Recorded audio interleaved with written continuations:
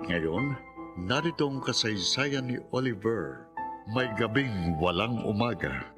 Dito sa ating dulang, Maginintuang Kasaysayan.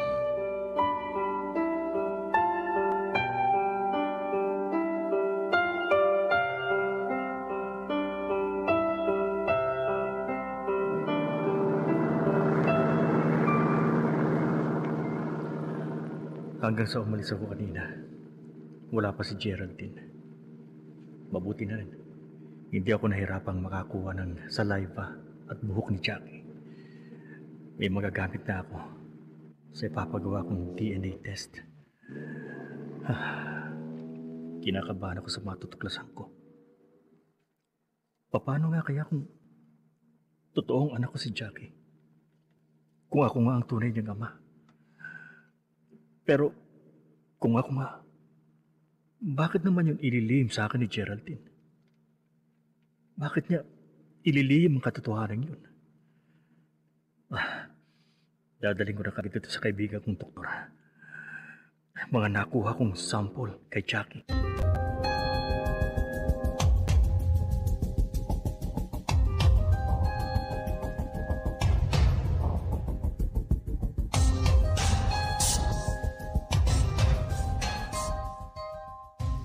Yung pong sinabi ni Oliver sa akin, Tito. Wala ang pangalan ni Geraldine sa mga stockholder ng kakumpetensya niya. Mabuti naman at hindi niya pinabayaan ang kumpanya. Kahit wala na siya rito sa bahay. Tito, mahal po kayo ng kaibigan ko at pinahahalagahan niya ang mga pinaghirapan niyo. Lemuel, Pero sinabi ko rin po kay Oliver ang hinala ko. hinalang ano? Nakasama pa rin sa negosyong yun si Geraldine. Posible naman po yun dahil karelasyon niya si Leandro. Bakit ba ang laki ng galit sa amin ng babaeng yun? Ganong siya naman ang nagloko kay Oliver. Yun nga rin po ang pinagtataka ko Kung tutusin nga, nakalamang na nga siya Nanloko na, nakakuha pa ng 20 million sa inyo. Tama ka. Ano pa kayang ibang dahilan ng galit niya? Feeling ko po, meron pang iba, Tito Kumusta naman ang duty ni Oliver sa ospital? Nakalib pa rin po siya hanggang ngayon. Sana, Tito, huwag na po kayong magalit sa kanya. Para gumana naman ang loob niya kahit konti.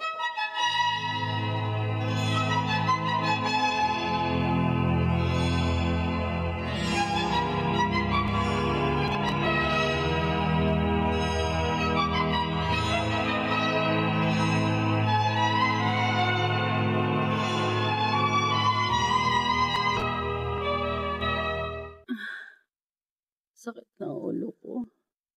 Pati katawan ko. Parang hindi ko yata kayang magtrabaho ngayon. Kaya naman pala ako ganito kasi may lagnat ako. Wala pa naman akong kamot dito. Ito ang mahirap pag nag-iisa. Wala man lang akong mautusan para bumili ng kamot.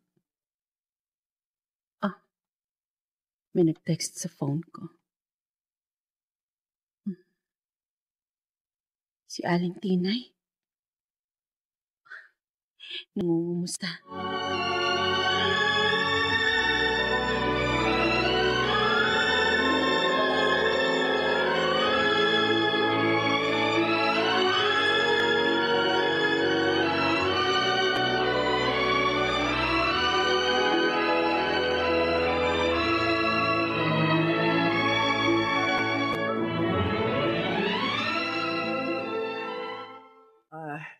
Sir, magpapaalam ho sana ako sa inyo sandali. Bakit? Saan ka pupunta? Kay Roselia po, nalaman ko ho na may sakit ho pala siya. Dadalawin ko ho sana. May sakit siya? Opo, bale, ang hirap po, wala siyang gamot doon. Sige. Puntahan mo siya.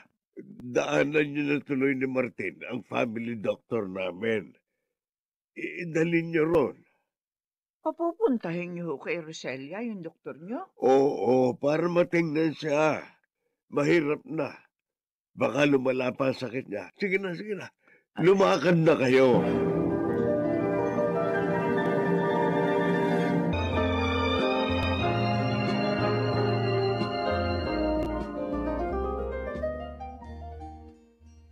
Uminom ka na ba ng gamot, bro? Oo, bro. Ingatan mo ang sarili mo. Hindi ka dapat magkasakit. Lalo mo binibigyan ng pagkakataon si Geraldine na matuwa eh. Lemuel, Ay, oo nga pala. Galing ako kay Tito Eleno. kumusta si Daddy? Maayos ba ang lagay niya? Oo. At kinukumusta ka rin niya sa akin. Namimiss ko na ang daddy ko. Ngayon lang kami nagkalayo ng ganito. I know. Feeling ko naman umuupa na sa'yo. Sana nga, Lemuel. Konting bro. Babalik din kayo ni Tito sa dati. Pero tulad ng paalala ko, ingatan mo ang sarili mo. Dahil traidor ang kalaban mo. Baka nga siya rin ang may kagagawan ng lahat ng mga disgrasya nangyari sa inyong lahat eh. Ano?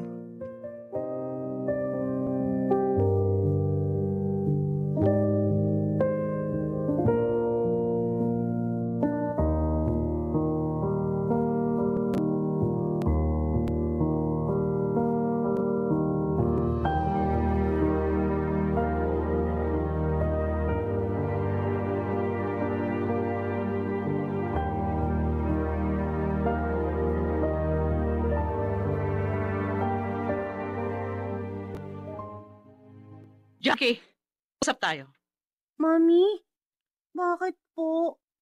Parang galit kayo. Narinig ko kausap mo sa cellphone si Oliver. Opo, tinawagan po niya ako. Oh, bakit sinabi mo sa kanya na okay lang kahit hindi siya makapunta rito? Kasi po, Mami, may sakit si Daddy. May sakit? Opo, kaya nga po sabi ko ayun kahit hindi po muna kami magkita. Mali yun! Dapat, ubli mo siya palagi kang dalawin. Pero Mami... Para mapunan niya yung mga panahon na wala siya sa tabi mo. Obligahin mo siya. Naintindihan mo?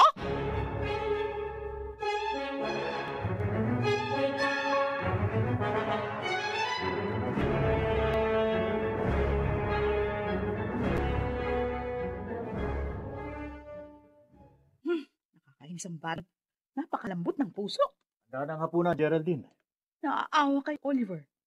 Hindi dapat yun eh. Kailangan magamit ko siya sa paghihiganti ko. Geraldine! Ha? Leandro, ano na naman ba yan? Bakit ka lang gugulat? Hindi kita ginulat. Kanina pa ako rito. Hindi mo naririnig ang sinasabi ko. O ano ba yun? Ano bang iniisip mo? Tungkol ba sa iniuutos mong gawin ni Jackie? Ha? Geraldine, bakit ka ba ganyan? Bakit kinakasangkapan mo ang anak mo sa paghihiganti mo? Pwede ba? Huwag ka makialam. Dapat nga maawa ka sa bata. Dapat pasayahin mo siya. Dahil pangalawang buhay niya na ito. Alam mo, kung ako ang ama ni Jackie, ilalayo ko siya sa'yo. Leandro!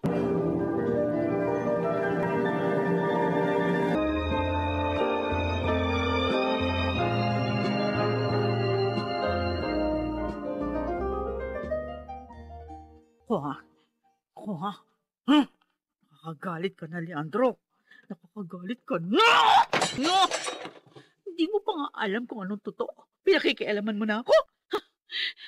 Tama lang na inilihim ko sa'yo lahat dahil magiging hadlang pa sa mga balak ko.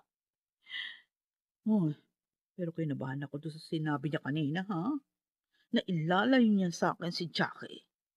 No! Hindi pwede yun. Akin lang ang anak ko. Sa akin lang! Nawala na sa akin sila mga daddy.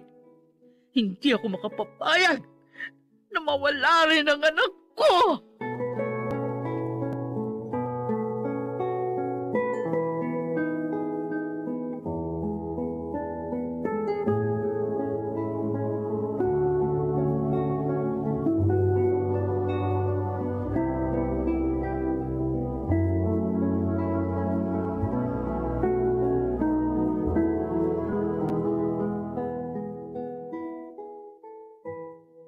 Sir, napasyal po kayo. Kumusta ho, Mang Martin? Ayos naman, sir. Kayo, ang laki ng pinayat mo. Sobrang lungkot, Mang Martin. Nagkakit pa ako. Andyan ho ba si Daddy? Kakausapin mo ba? Martin, samahan mo si Tinay na... Oliver, Kumusta na po, Daddy? anong kailangan mo? Gusto ko lang ho kayo makita. Kahit na. Ang laki ng inihulog ng katawan mo. Sobrang lungkot, Dad. Nagkasakit pa ho ako. Oliver, Kawawa naman po siya, Sir Eleno. ginusto mo kasi yan. Yang kalagayang yan, Oliver. Kaya ka naghihirap ngayon. No, Dad. Ayoko po na mapalayo sa inyo ng mga mahal ko. Pero ayaw niyo ko pa. Mahal ko kayo, Dad. Kayo ni Roselia. Anak, Walang kasing sakit para sa akin ang nangyayari kay Junior. Tapat ako kay Roselia. At hindi ko siya maaaring lukuhin. pasensya ka na, anak. Nasaktan din ako. Kaya nadala ko ng galit. Daddy, Dumito ka na. Para may mag-asikaso na sa'yo. maraming salamat po, Dad. Oh, Maraming salamat po.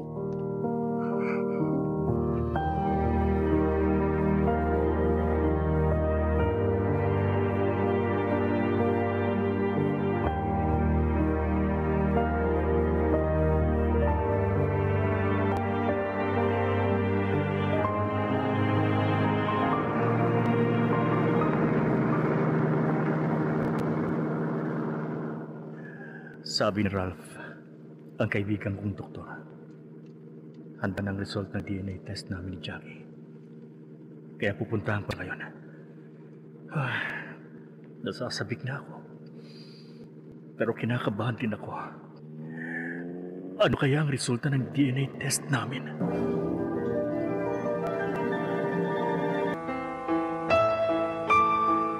Ano ang ibubunga kay Oliver ng katotohanang malalaman ni Leandro?